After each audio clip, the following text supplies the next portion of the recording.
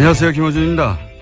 어제 삼성전자 이재용 부회장의 항소심에서 이 부회장 변호인 측은 다른 기업들도 기금을 냈는데 삼성만 기소했다며 억울함을 호소했습니다. 한마디로 왜 나만 갖고 그래 이거죠. 삼성은 정유라 승마 지원이라는 그룹 승계 작업을 위한 뇌물 공여를 대통령 비선 실세 최순실에게 직접적으로 한 혐의가 1심에서 유죄 판결된 바 있습니다. 그 죄질도 다른 재벌보다 나쁩니다만 설사 다른 기업과 똑같은 정도라고 해도 아예 죄를 짓지 않았다고 주장하면 몰라도 다른 것도 다 똑같이 했는데 왜 나만 갖고 그러냐는 이야기는 결국 같은 범죄를 저지른 자들을 모두 함께 처벌하지 않으면 내 죄 역시 단죄할 수 없다. 이런 이야기 아닙니까? 이게 말이 되느냐. 다른 기업들이 아직 기소되지 않았다는 것이 이재용 부회장 무죄의 근거가 될 수는 없는 거죠. 당연히 그 죄도 처벌받고 다른 기업들의 죄도 추가 조사에 있다면 처벌해야 되는 거죠. 이 주장은 우리 재벌들의 사고방식을 그대로 드러냅니다. 나만 그랬냐? 다들 그러지 않냐? 다들 그러는데 어떠냐? 들키지만 않으면 되는 거 아니냐? 그 사회의 가장 힘센 집단이 이렇게 굴러왔으니 나머지 사회 전체가 이런 사고방식으로 굴러온 것도 당연합니다. 이재용 부회장에 대한 제대로 된 단죄는 그러니까 이재용 부회장이 미워서가 아니라 우리 자신을 위해서 꼭 필요하다. 김어준 생각이었습니다.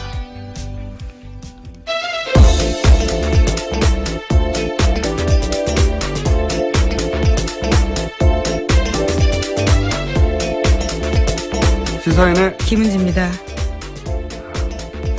삼성처럼 큰 기업에 변호인단이 하는 주장으로는 이상한 주장이 많았어요. 여러 개가 많았죠. 특히 말사주라고 했다라는 주장에 대해서요. 업계에서는 그런 것이 사주다, 바이의 의미가 아니다라는 주장을 계속해서 했습니다. 바이의 의미가 아니다. 심지어 국어사전까지 들고 나오면서요. 궤변을 늘어났는데 사실 설득되기가 쉽지 않았습니다. 그러니까 사주라는 의미가 아니라는 거잖아요. 이용하라라는 뜻에서 업계에서는 그렇게 보통 쓰고 있다라는 주장을 했었습니다. 말을 사주라는 의미는 정말로 사서 주라는 의미가 아니라 이용하라는 의미였다고 주장했어요. 신기한 변론입니다, 사실. 예. 자, 어쨌든 어제 그런 변론이 또 있었고요. 왜 우리만 그러냐고. 다른 데도 다 똑같이 받았는데. 다 똑같이 받았으면 다 같이 처벌해달라고 하는 게 맞는 건데, 거꾸로 왜 우리만 처벌을 하냐고.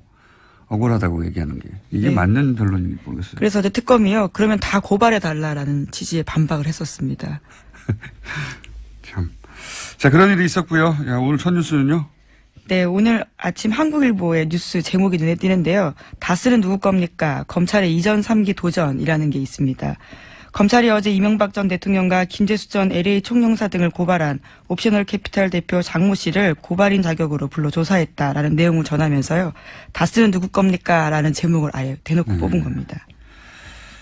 다스는 누구 겁니까? 이유행의 발언지 뉴스공장입니다. 예, 체조도 지난 주말에 촛불 집회 때 꽤 나왔었습니다. 다스 체조 음악이요. 다스 체조송이요? 예. 발언지입니다, 여기가. 예, 뉴스공장이.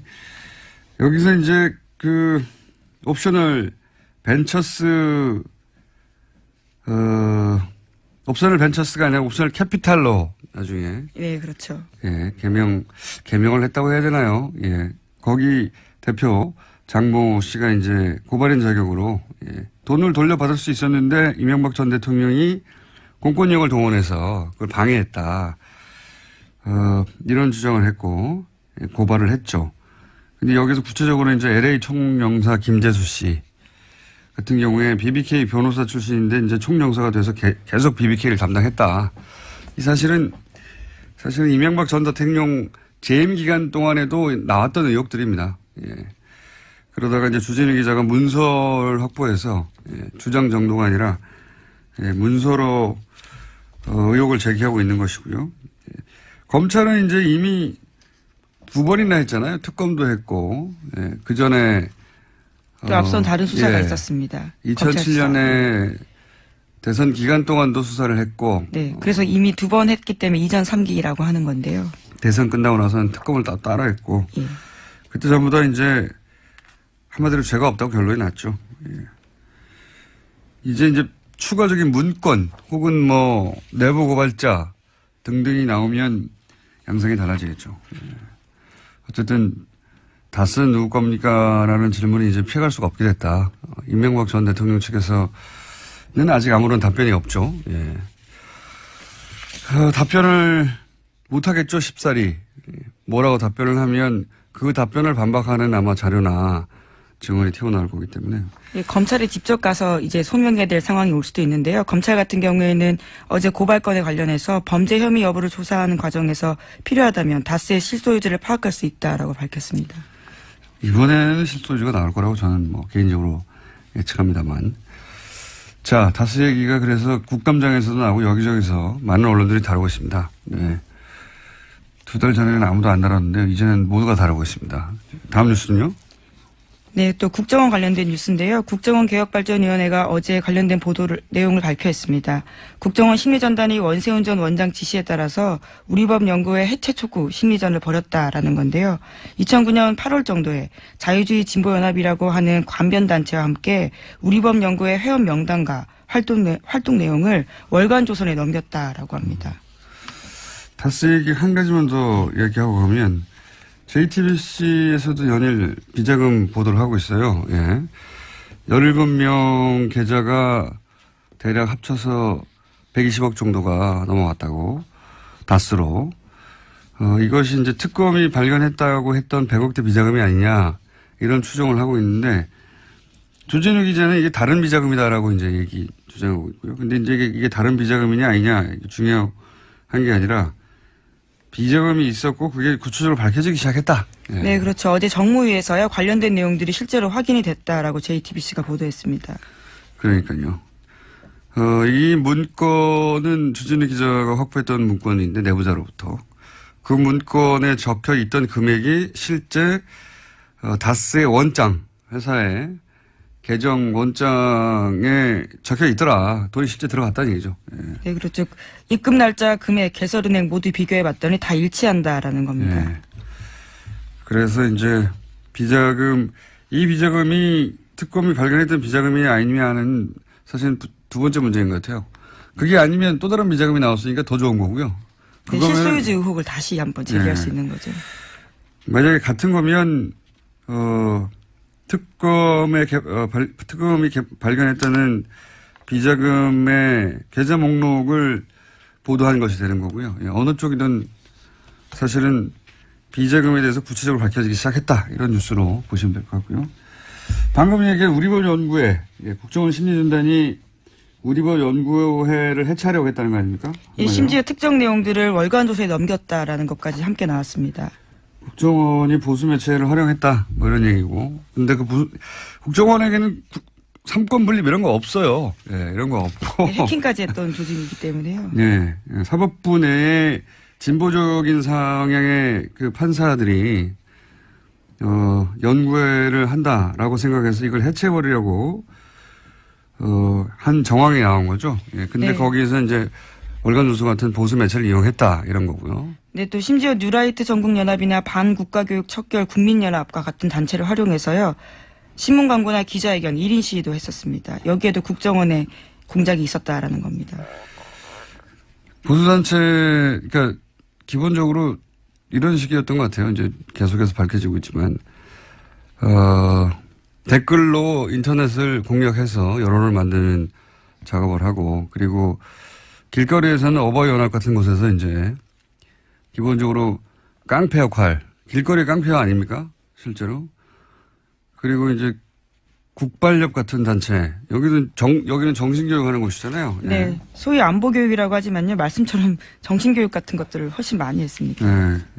여기는 대부분 김대중 노무현 빨갱이라는 내용 하는 데거든요. 네, 사회 곳곳에 종북, 친북 세력이 있다라는 식의 주장만 한 건데요.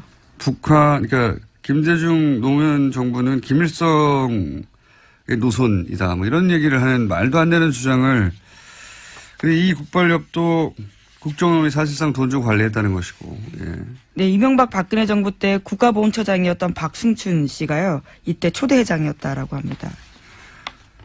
전방위로 할 수 있는 모든 일을 다 했어요. 예, 모든 일을 다 해서 이전에 김대중 노무현 정부는 빨갱이였고, 예, 그리고, 그런 주장을 퍼뜨리는데 인터넷뿐만 아니라 오프라인 단체들, 협회들 다 만들어서 국정원에 해왔다라는 것이 지금 밝혀져 가는 중입니다. 네.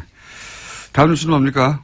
네, 또 계속해서 박근혜 정부의 국가정보원 관련된 소식도 있는데요. 매년 10억 원씩 모두 40억 원 이상의 특수활동비를 청와대에 정기적으로 상납했다라는 진술을 검찰이 확보했다고 오늘 아침에 매일경제에서 보도했습니다. 이거는 새로운 종류의 특종이에요. 저도 처음에 제가 국정원 관련해서 참 아직 보도되지 않은 많은 것들을 과거로부터 들어왔는데, 예.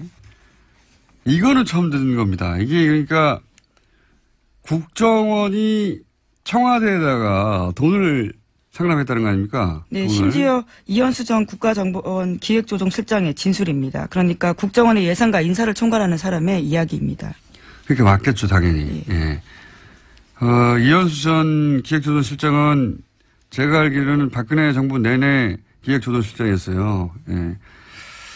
여기서 그러니까 국정원 돈은 흔적을 찾을 수가 없단 말이죠. 특활비라고 해버리면. 근데 이제 여기서 진술이 나와서 처음으로 밝혀지는 건데, 이 돈이 어떻게 써였을까? 예. 이 돈을 예를 들어서 꼬리표가 없는 돈이니까 첫 번째 생각할 수 있는 건 개인 착복이 있을 수 있고요. 두 번째 생각할 수 있는 건, 선거 때 지원금이라든가, 예. 꼬리표가 안 남는 돈. 왜냐하면 청와대 특활비가 따로 있는데, 그리고 보수단체 활동 지원비는 기업단한테 뜯어냈잖아요. 그렇죠. 이제까지 네. 밝혀진 바로는요. 근데 가장 꼬리표가 안 남는 돈이 이 국정원 활동비인데, 이 돈을 따로 40억이나 땡겨왔다는 거는 특별히 쓸 때가 있었다는 얘기겠죠? 예. 네, 우선 건넨 사람은 특정했습니다. 안봉근 제2부속 비서관과 이재만 총무비서관에게 건넸다라는 건데요. 두 사람한테 다시 물어보면 또 어디로 갔는지가 나올 것 같습니다.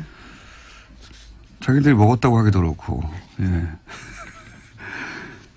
안봉근 이재만 소위 이제 문고리 3인방 중에 2인방은 사실은 매우 아무것도 아닌 혐의, 국정조사 때 불렀는데 안 왔다. 이거 그렇죠. 가지고 재판받고 있거든요. 아주 경미한 혐의입니다. 이건 뭐 벌금형도 나올까 말까인데, 제대로 된 건이 하나 걸렸네요. 예. 특활비를 40억을 받아가지고 두 사람이 직접 받았다. 이 특활비를 어디다 썼느냐. 이건 굉장히 새로운 뉴스입니다. 네, 준 사람이 한 진술입니다. 그러니까요. 액수도 특정됐고 받은 사람도 특정됐네요. 그러면 이 특활비는 기본적으로 남재준, 이병기 전 국정원장 다 걸리겠네요. 그때 기관 때 건넸다고 하니까. 예, 아무래도 전직 국정원장들과 안봉근, 이재만 전 비서관들을 모두 검찰 조사해야 할 것으로 보입니다.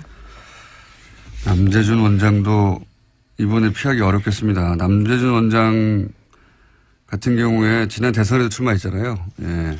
그런데 남재준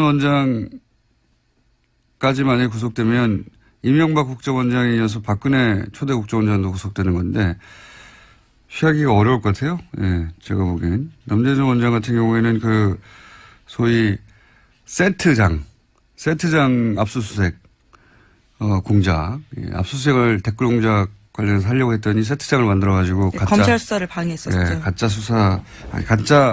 세트장을 만들어서 거기다 가짜 서류를 채워놓고 여기 압수수색하게 한 그 당시의 국정원장이거든요. 예.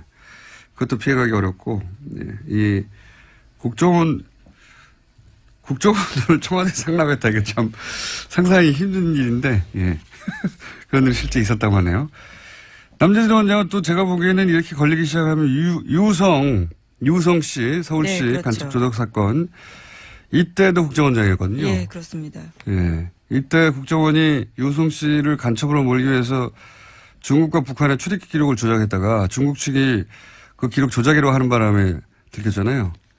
그때 당시도 간첩 만들어내는 사건이죠, 완전히. 네, 완전 조작한 사건입니다. 예. 심지어 외교적으로 아주 큰 망신을 당한 사건인데요. 아주 완전한 조작으로 간첩 하나를 만들어낸 사건인데 이때도 국정원장이었기 때문에 사실 저는 남재준 원장은 이 사건에 관련해서 법적 책임을 져야 한다고 생각해요. 직접적으로.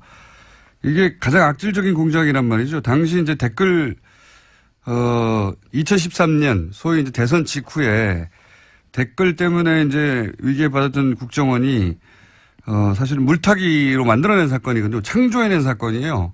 완전히. 그래서 중국에서는 출입국 기록을 비롯해서 중국의 이제 사실관계를 우리 사법당국이나 당국이 이제 뭐라고 합니까? 사실 의뢰? 이런 걸 하면 답이 없대요, 이때까지는. 그럴 거라고 믿고 아마 사실 조회를 했던 것 같습니다. 여태까지는 답이 없었기 때문에 중국의 출입국 기록을 조작해도 이번에도 그냥 넘어갈 수 있을 거라고 생각해서 했겠죠. 근데 중국이 하필이면 유호성 씨가 화를 해서 답변을 한 것 같아요. 그 가짜라고. 그러면서 들킨 건데 만약에 그렇게 들키지 않았다면 1,000원이죠, 1,000원. 들키지 않았다면 유호성 씨는 아마 평생에 감옥에 갔을 거고 가족들은 파탄이 났겠죠. 인생 전체를 파괴하는 공작이기 때문에. 그 당시에 심지어 그래서 새누리당이요. 오히려 중국 영사관에 대해서 북한과 연관되어 있다는 식의 주장까지 했었습니다. 윤상현 의원 같은 분들도 그런 이야기 했었고요. 네. 결국은 중국이 우리 국정원이 한 공작을 다 폭로하게 만들었더니 중국 당국도 종북이라고 주장을 했던. 근데 이제 결국 다 밝혀졌죠. 자신들이 조작을 했던 것이. 네. 조작했던 국정원 직원들 같은 경우 일부가 아주 경미하게 처벌을 받기도 했었습니다. 그리고 그 조작을 시킨 당사자 블랙 요원 같은 경우에는 뭡니까? 자살 기도를 한 적이 있습니다. 번개탄 자살 기도를 한 다음에 단기 기억 상실이 걸렸다고. 딱 그 부분만 기억이 나지 않는다라고 증언을 했습니다. 거부하고 했었죠. 코미디 같은 일이었는데 당시에 국정원장이었습니다. 근데 청와대는 돈을 상납했다. 참 상상을 초월한 일들이 벌어졌었어요. 박근혜 정부 때. 자, 다음 뉴스요. 네, 또 국정원과 관련된 소식이 하나 더 있는데요. 댓글 사건 수사 때 가짜 사무실 꾸렸다라는 국정원 직원들이 있습니다. 이와 관련해서 검찰의 참고인 조사를 받던 국정원 소속 변호사 기욱 씨가 숨진 채 발견됐습니다. 자신의 승용차에서 숨져 있었는데요. 번개탄을 피운 흔적이 남아 있었지만 유서는 발견되지 않았습니다. 국정원 관련 사건은 터지면 이렇게 꼭 한 사람씩, 일반 국민들이 이게 또 이명박 박근혜 시절에 등장한 표현인데 자살을 한 게 아니라 당한 게 아닌가 하는 의심을 가질 수밖에 없는 사건이 또 발생했네요. 네, 23일에 검찰 조사 받았고요. 또 30일에도 검찰의 보완 조사 받을 예정이었는데 나오지 않고 숨진 채 발견된 겁니다. 국정원 직원이 자기 생명을 그다지 소중하게 여기지 않는 성향이 있는 사람들만 되는 게 아니에요. 다 똑같은 사람이에요. 이 사건의 실체도 밝혀지지 않겠죠. 또 자살로 그냥 마무리될 것 같긴 합니다만 꼭 국정원은 이런 큰 사건에서 쿠도에 몰리면 한 사람씩 자살하는 일이 벌어집니다. 자, 다음 뉴스는요. 네, 어제 과학기술정보통신부 국정감사에서 네이버 창업자인 이혜진 씨가 증인으로 나왔습니다. 네이버의 부당 편집과 광고 시장에서의 독과점 문제 등을 추궁당했는데요. 뉴스 공정성과 관련된 질의가 집중됐지만 이 창업자 같은 경우에는 글로벌 투자에만 담당하고 있어서 현안을 파악하지 못한다라고 답변을 피해갔습니다.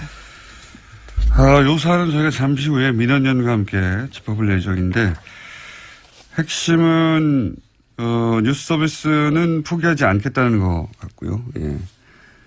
그 사안은 그리고 이제 네이버는 기본적으로 억울하다는 입장인 거죠. 현재까지는. 요 사안은 그리고 이제 국민의당에서는 국민의당뿐만 아니라 모든 정당이 그렇게 얘기합니다. 특정 시점에 이제 특정 어떤 기사 배치를 보고 자기들에게 불리하게 배치됐다고 주장하는 경우 많이 있고요.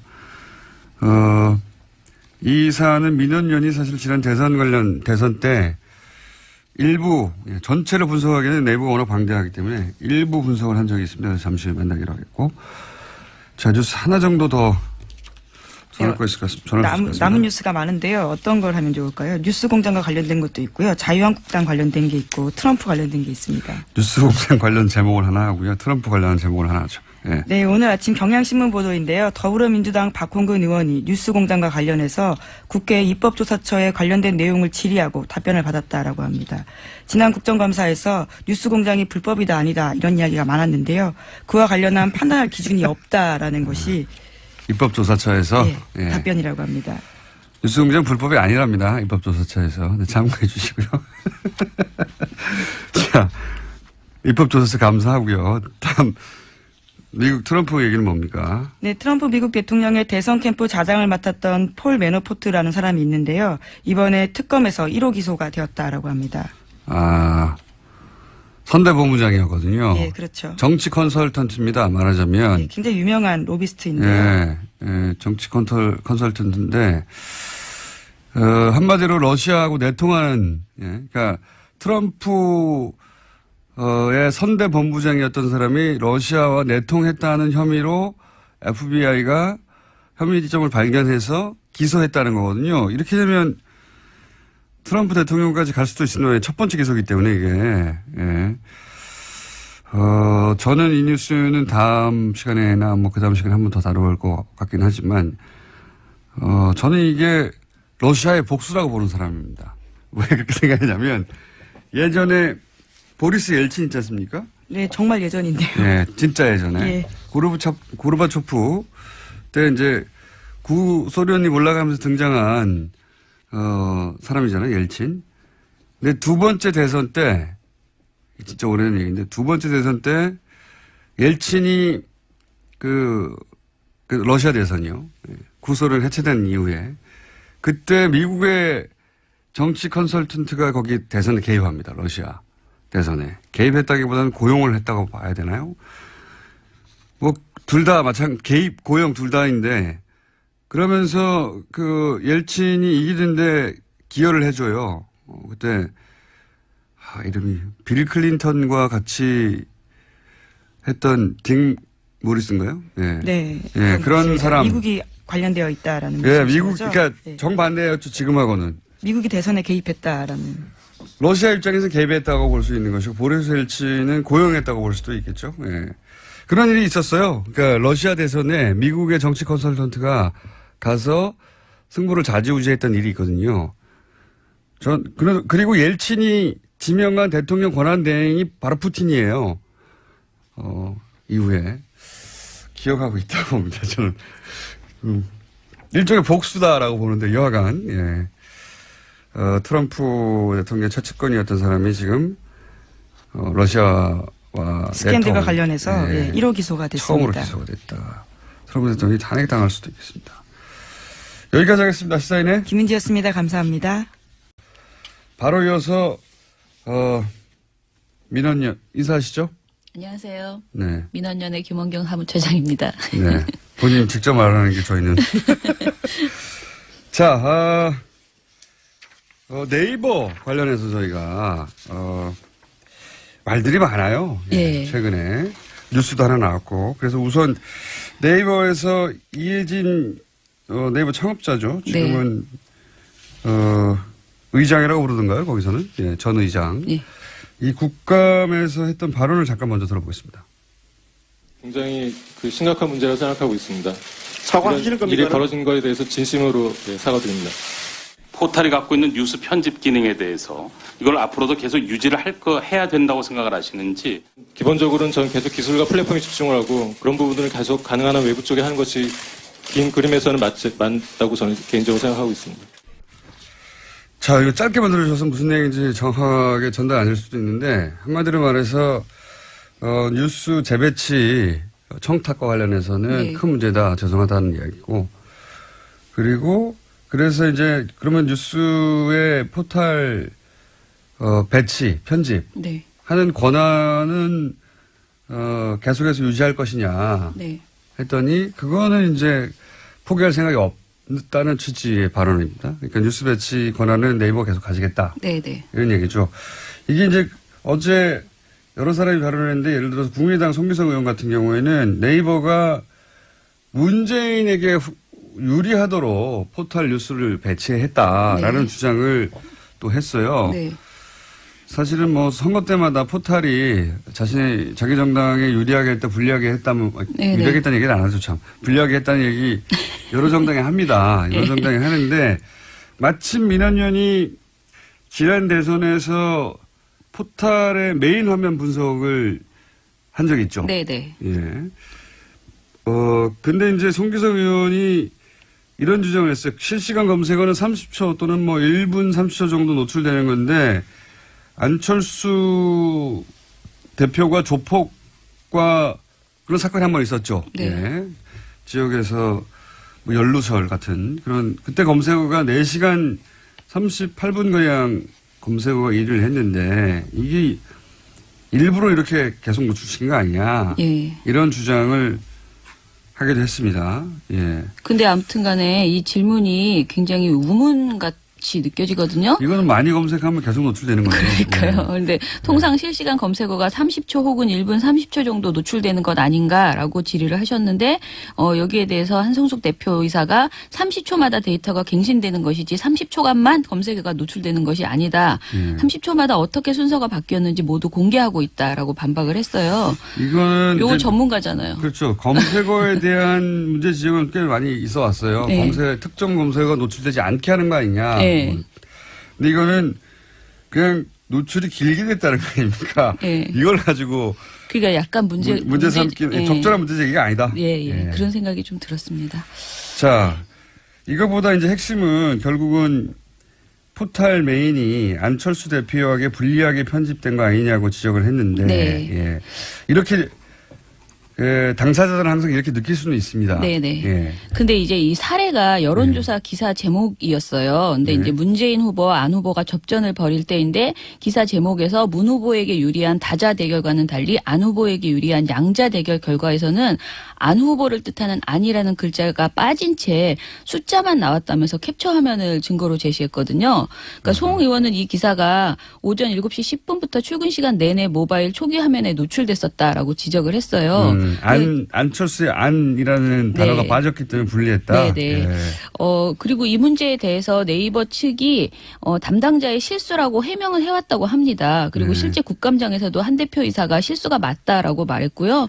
송 의원이나 한 대표이사나 서로 실수임을 인정하고 사과를 받아주는 모양새로 그렇게 보였습니다. 따뜻하게 마무리했어요. 네. 마무리했는데 실제 모니터링을 해왔던 민원연 입장에서는 사실 아직 이 전제를 말씀드려야 될 것 같아요. 포털 모니터링이라는 것 자체를 아무도 하지 않고 있고요. 네, 너무 민원연이 힘들어요. 지난 대선에 처음으로 시도한 겁니다. 네.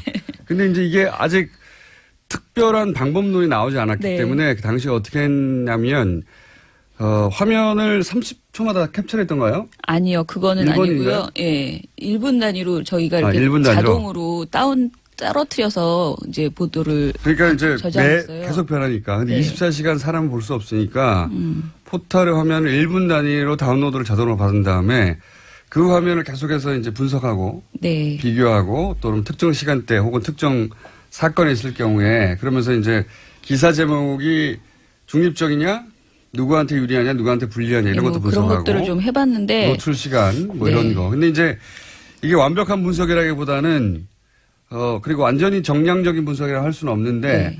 기법이 없으니까 개발해가는 중이에요. 실수투성이었는데요. 일단은 저희가 당시 모니터를 할 때 가장 많이 지적된 게 기사 제목이 너무 많이 바뀐다는 거예요. 그러니까 같은 기사인지 잘 모르게 그 기사를 클릭해 보면은 다른 기사가 연결되는 경우들이 있었거든요. 근데 그 기사 제목이 단순히 글자 수를 몇 개 줄이는 수준으로 줄이는 게 아니고 맥락이 좀 바뀌는 수준으로 기사 제목이 똑같은 바뀌는 기사인데 네. 제목이 바뀌는 경우가 있다. 네, 이건 실수가 아니라는 거죠. 예. 그런데 저희가 이거를 대선 보고서를 내면서 이런 사례들을 제법 많이 이제 그 실제로 불리하게 보이는 사례들이 많이 지적을 했는데 네이버 측에서 답변을 보내왔어요. 네이버 뉴스 영역에 배열된 뉴스 제목들은 법에 따라서 그러니까 인터넷 뉴스 서비스 사업자로서 관련 법률을 준수하고 있고 그래서 원문을 그대로 서비스해야 하고 있다. 그러니까 본인들은 언론사의 동의하에 삭제하거나 제목의 길이가 아주 긴 경우 뒷부분이 말줄임표로 처리되는 경우를 제외하고는 절대 원기사의 제목의 의미가 훼손되는 일이 없도록 하고 있다라고 답변을 했습니다. 그런데 문제는 네이버가 말한 이 주장이 정말 매번 정확하게 적용되고 있는지 합리적으로 입증할 근거는 없다는 것이에요. 그게 이제 네이버의 예를 들어서 뉴스 배치의 알고리즘이 공개되지 않다 보니까. 네. 예. 그리고 이제 민원연이 주장하는 것은 분명히 언론사가 그렇게 제목을 바꾸는 경우도 분명히 있을 것이다. 그렇기 때문에 이용자들이 투명하게 그것을 믿을 수 있도록 메인 뉴스 기사 배열과 같이 뉴스 수정 이력을 모두 네이버에서 올려달라라고 제안을 했습니다. 지금 현재 이용자들이 확인할 수 있는 건 정보 그 기사 입력 시간하고 수정 시간이에요. 수정이 여러 번 되거든요. 이런 그리고 것들을 다 밝혀달라고 했습니다. 오늘 내일 한 번 더 해야 되겠네요. 이 사안은. 왜냐하면 아니야. 시간 아니야. 왜냐하면 시간이 너무 짧아요. 이 사안은 그러게 말이에요. 중요한 사안인데 네. 그러면 짧게 내일을 예고하자면 예고하자면 네.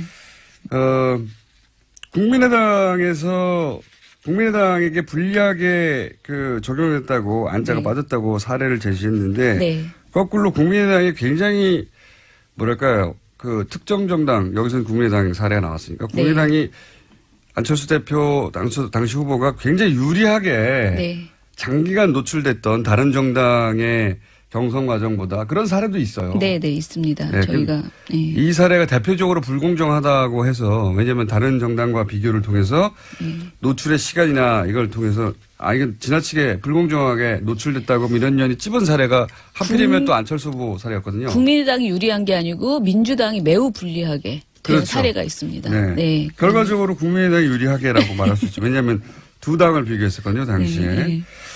그런 사례도 내일 한번 얘기를 하고요. 네, 내일도 나오세요. 왜냐하면 구체적으로 얘기해야 되는데 구체적으로 얘기하려다 보니까 이야기가 너무 길어질 것 같아가지고요. 네. 그렇지 않으면은 또 근거 없이 얘기했다고 그럴까봐 민원연은 다 데이터가 있습니다. 대선 보고서에도. 그래서 오늘 하고 싶은 이야기의 요약은 이거 아닙니까? 이런 문제가 반복될 것이다. 네. 그러니 투명한 기준을 만들어야 될 것 같다. 이런 네. 얘기죠. 그 본인의 영향력을 일단은 인정을 했잖아요. 네이버의 그리고, 영향력을. 영향력을 인정을 했고, 그리고 실제로 이것이 이제 그 뉴스, 현재 포털 모바일 뉴스에 대해 그 의존하는 비율이 굉장히 높단 말이에요. 점점 더 높아지죠. 예, 네. 그러니까 그 영향력만큼 투명하게 하고 특히 이 모니터링을 왜 의사들이 의료사고가 나면 의사가 입증해야 된다 이런 말 하잖아요. 근데 저희가 뭔가를 이렇게 지적을 하면 맨날 아니다.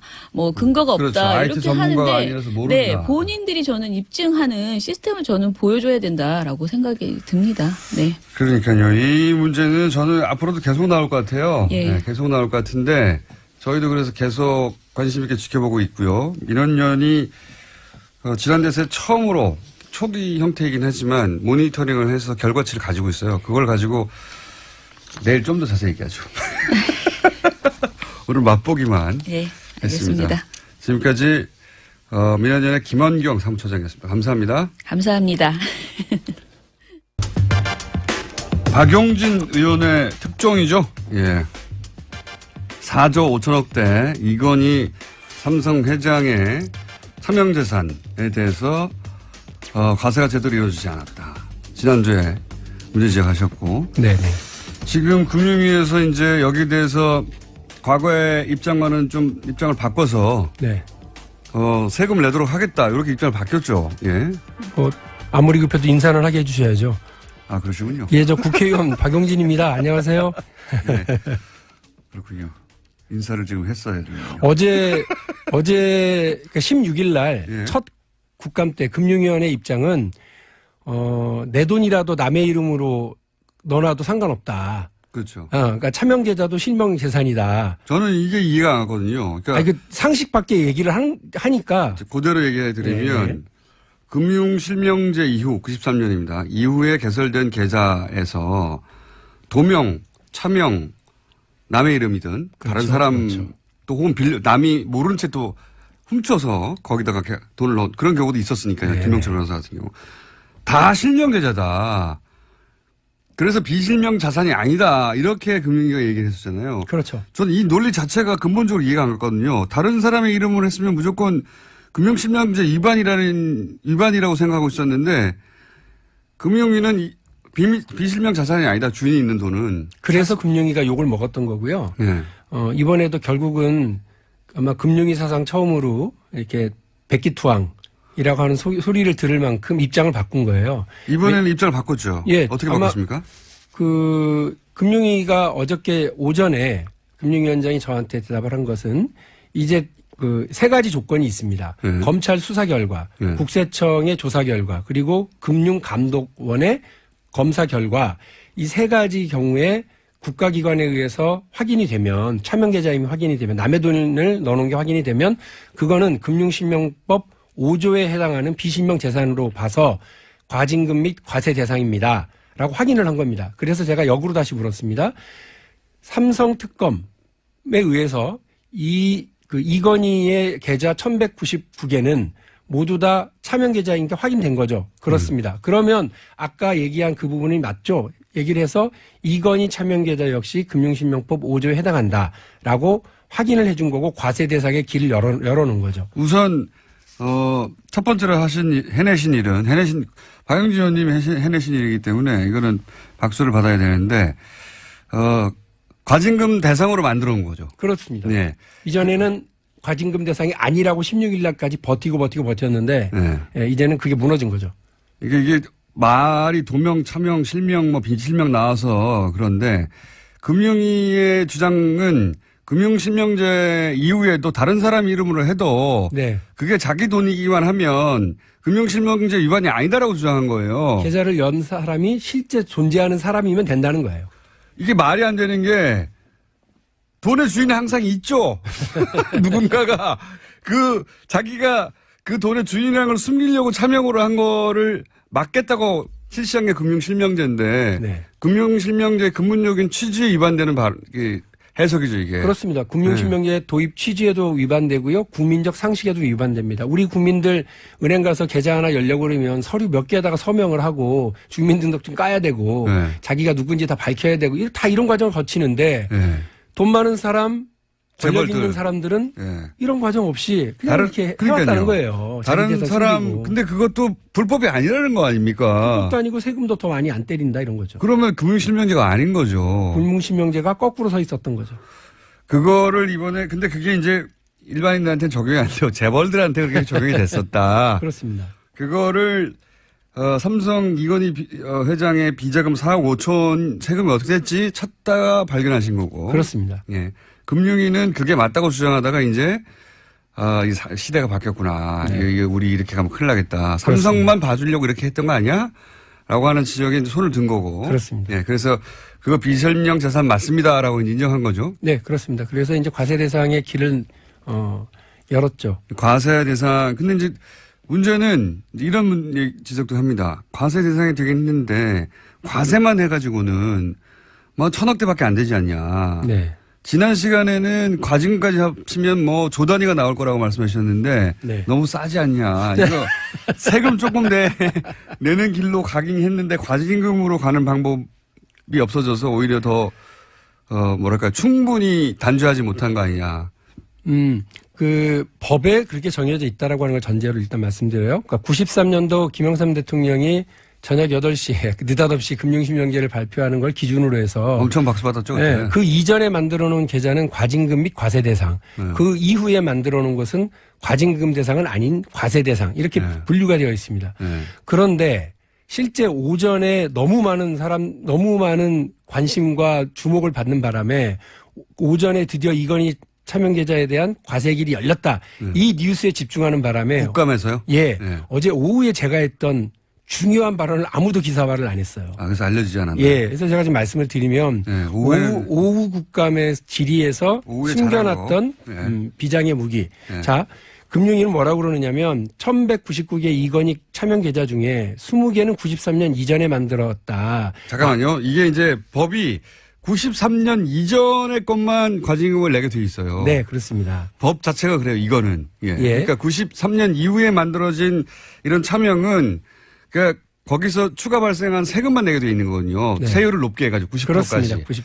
그래서 거기서 이득이 발생하면 90%는 가져가겠다. 네. 이런 건데 지금 과징금은 50%를 가져갑니다. 원금의 50%를. 예. 그러니까 과징금은 그 추가적으로 발생한 수익의 일부를 가져가는 게 세금이라면 예. 과징금은 그냥 원래 있던 돈 반 가져가는 거예요. 그렇습니다. 그러니까 이게 징벌적이기 때문에. 훨씬 크단 말이죠. 근데 과징금 대상이 지금 아니면 4조면 2조를 과징금으로 가져갈 수도 있는 건데 제가 이제 이 문제는 어떻게 되냐 이거죠. 처음 여기 네. 나왔을 때도 그 말씀을 드렸어요. 네. 20개만 과징금 대상이고 93년 이전에 만들었고 지금 현재 계좌 중에는 93년 이전에 만들어진 게 20개밖에 없다. 네. 그리고 그 나머지는 그래서 과징금 대상이 아니다. 그 얘기를 듣고 깜짝 놀랐어요. 대한민국에서 누구도 그걸 몰랐거든요. 그런데 우리가 막 조지다 보니 금융위가 조지다. 그거 저 표준어입니다. 표준어. 예, 표준어입니다. 예, 다소 저속한 표준어입니다. 예, 저는 이렇게 뒤를 캐다 보니 예. 그 금융위원회에서 그동안 꽁꽁 숨겨놨던 자료를 막 우리들한테 제공을 합니다. 추궁하다 근데 보니까. 그 중에 우리 황당했던 게 아니 상속재산이라더니 네. 87년에 돌아가신 분이 어떻게 그 93년 이후에 예, 개설할 수 6년이나 있나요? 지나서 그거를 줬단 말이야. 이게 무슨 말이야? 하고 황당했다는 거죠. 예. 그러나 어쨌든 그 조사 결과 20개만 93년 이전에 했다고 그러니 그 20개만 과징금 대상인가 보다. 그러나 그 20개는 실명 전환을 했다. 이렇게 해서 과징금 대상에서 빠져나갔다라고 우리한테 설명을 했단 말이에요. 오후 질의에 우리가 뭘 물어봤느냐면 그 20개가 원래는 이건희 명의가 아니죠. 예, 이건희 명의가 아니었습니다. 참여했습니다. 그러면 재산이고. 실명 전환을 할 때 예. 이건희 명의로 했습니까? 그랬더니 아니요. 다른 사람 명의로 했습니다. 그럼 여전히 비실명 그러면 재산이고. 오전에 얘기했던 차명계좌가 검찰 조사에 의해서 확인된 차명계좌는 예. 비실명 재산으로 금융실명 5조에 의해서 과징금 및 과세 대상이라고 하였으니 예. 이건희 명의로 바꾼 게 아니라 삼성의 김 과장에서 삼성의 이 과장으로 바꿨네요. 예. 그렇습니다. 그럼 그것도 대상이죠. 아, 그렇네요. 이렇게 답이 나왔어요. 그리고 또 하나 과징금 대상을 20개를 찾으셨고. 찾았습니다. 네. 그다음에 1199개 중에 네. 176개는 실명으로 본인인 것이 확인되어서 징계 대상이 아니어서 빼놓은 거예요. 검사 대상이 아니었던 거예요. 네.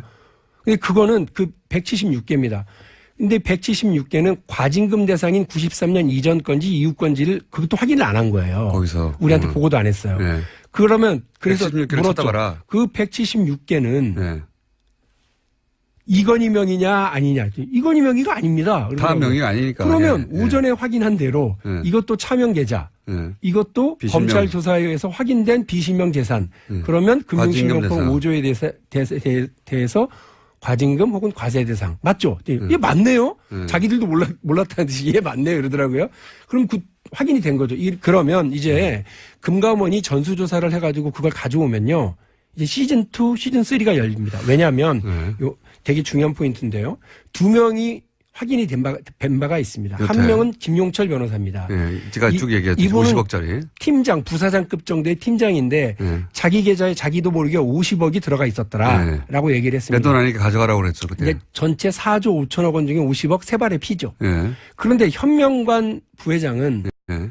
현명관 사장은 자기 계좌에 2천억 넘는 이건희 재산이 차명으로 들어있다. 네, 라고 한 적이 있죠. 내 돈 아니다라고 기자회견을 한 적이 있습니다. 예. 그런데 현명관은 그걸 88년도에 개설됐다고 얘기를 합니다. 예. 그런데 김용철은 그 돈이 자기 계좌는 93년 이후에 된 걸로 기억을 하고 있습니다. 예. 중요한 건 뭐냐면 93년 이후에 근무했으니까요. 그렇습니다. 예.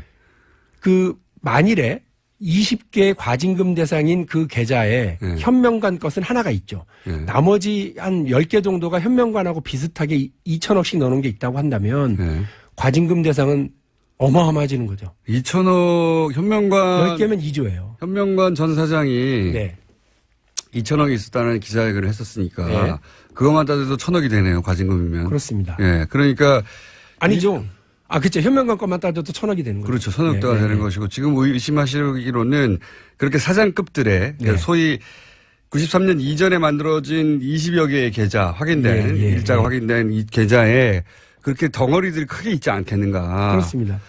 그러니까 이것도 사실은 다른 경로를 통해서 들은 건데 1199개 계좌 중에 대부분은 소소하다. 네. 소소한 게 10억에서 한 5, 60억 정도. 예, 우리한테는 소소하고. 소소하지 않지만. 예. 예. 한 10개에서 15개 계좌 안에 그게 2천억 규모의 네. 덩어리들이 들어있다라더라라고 하는 거를 우리가 들었기 때문에 이번에 금감원으로부터 그 전수조사 결과를 받게 되면 말씀드린 것처럼 새로운 길이 열리는 겁니다. 시즌2가. 그러니까 일단 93년 이전에 개설되어 있던 차명계좌의 금액을 확인하면 그 금액들은 다 절반까지 과징금 대상으로 그렇습니다. 만들 수 있다. 과징금 및 과세 대상입니다. 근데 그 덩어리들이 클 것으로 예상하고 있다. 그렇습니다. 지금으로서는. 그렇습니다. 현명관 전 사장의 기자회견을 견주어 보건데 그때 사장급들에게는 그렇게 큰 돈을 넣지 않았을까. 오래 근무한. 그렇습니다. 믿을 만한 사람한테 많이 주고 못 믿을 사람은 한 10억, 50억 정도로 했던 것 같아요. 저도 못 믿을 텐데 삼성이. 제 계좌도 좀 활용해 줬으면 좋겠네요. 아니 저는 50까지 바라지도 않아요. 5천만 원 정도라도 어떻게 저렴하게. 그런데 중요한 건 어제 오전에 금융위원회가 자기들 창립 이후에 최초로 정치인에게 자기들의 잘못을 반성하고 손을 드는 거에는 여러 가지 이유가 있어요. 박용진 의원에게 했다는. 아니 뭐 저도 잘났지만 그럼에도 불구하고 정권이 바뀌지 않았더라면 그리고 이 정부가 그런 의지가 분명하지 않았다면 어려웠을 거라고 봐요. 이명박 대통령, 박근혜 대통령 때는 이거 몰랐나요?